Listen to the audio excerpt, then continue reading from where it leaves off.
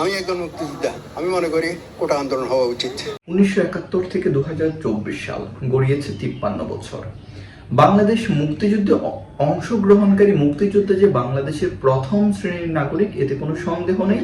সেজন্য সরকার তাদের ভাতা প্রদান ও আবাসন সহ নানা কর্মসূচি হাতে নিয়েছে এবং আরো নানা ধরনের সুযোগ সুবিধা প্রদান করছে। উইকিপিডিয়ার তথ্য মতে 1,75,000 জন নিয়মিত এবং 2,50,000 অনিয়মিত মানুষ মুক্তিযুদ্ধে অংশগ্রহণ করেন।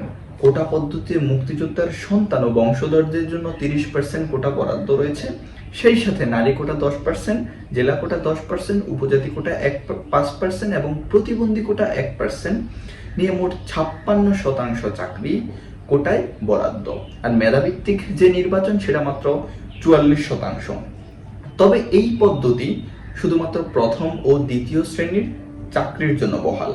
কিন্তু যদি আপনি তৃতীয় থেকে চতুর্থ শ্রেণীতে যান তাহলে সেই সাথে যুক্ত হবে আনসার ও প্রতিরক্ষা কোটা, শিশু সনদে এতিম কোটা এবং প্রাথমিক বিদ্যালয়ের সহকারী শিক্ষক নিয়োগে 50% নারী কোটা। বাংলাদেশের যেই চাকরি ব্যবস্থা সেটা যে সম্পূর্ণ কোটার কাছে কুক্ষিগত হয়ে যাওয়া, সেটা দেশের ভবিষ্যতের জন্য অবশ্যই খুবই খারাপ।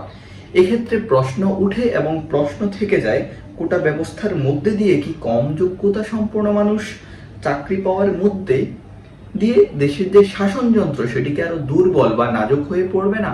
যদি আমরা লক্ষ্য করি প্রাথমিক যে বিদ্যালয়গুলো রয়েছে সেখানে কোটার মধ্যে দিয়ে কম শিক্ষা এবং কম যোগ্যতা সম্পন্ন মানুষদেরকে নিয়োগ করার মধ্যে দিয়ে কিন্তু বাংলাদেশের যে শিক্ষাযন্ত্র বা প্রাথমিক শিক্ষাযন্ত্র সেটি যে কতটুকু নাজুক হয়েছে সেটি একটু শহর থেকে গ্রামের স্কুলগুলোতে ঢুমারলেই লক্ষ্য করা যায়। এছাড়া আমার আরেকটু বেশ জানতে ইচ্ছে করে বাংলাদেশের যে প্রথম সারির নাগরিক বা প্রথম সারির নাগরিক যাদেরকে বলে আমরা বিশ্বাস করি এবং বাংলাদেশের স্বাধীনতার যুদ্ধে মুক্তিযুদ্ধে যারা সগর্বে সাহসিকতায় নেতৃত্ব প্রদান করেছেন, এর মধ্যে যারা প্রথম সারিতে ছিলেন তাদের স্বাধীনতার পরবর্তী সময়ে তারা রাজনৈতিক এবং ক্ষমতার মধ্যে দিয়ে যেই আসনে বেশ সম্মানজনক জায়গা তারা করে নিয়েছেন অর্থনৈতিকভাবে, রাজনৈতিকভাবে, তাদের কয়জন ছেলে বংশধররা দেশের মধ্যে অবস্থান করছেন?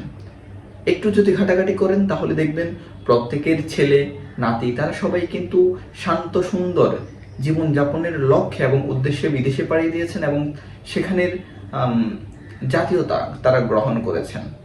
তাহলে একটা সঠিক সুন্দর এবং বাংলাদেশের যে শাসনযন্ত্র সেটিকে পরিষ্কার রাখার জন্য মেধাভিত্তিক যেই নির্বাচন সেটির জন্য হলেও আমাদের একটা ন্যূনতম কোটা পদ্ধতি রেখে এই যে অবৈধ কোটা এবং অবৈধ কোটা বহাল রাখা সেটির বিরুদ্ধে সবাই সবার জায়গা থেকে আওয়াজ ছাড়া উচিত, যাতে একটি সুস্থ সুন্দর নিরাপদ যোগ্যতা সম্পন্ন মানুষদের হাত ধরে বাংলাদেশ এগিয়ে যায়, বাংলাদেশ বেড়ে ওঠে। ধন্যবাদ।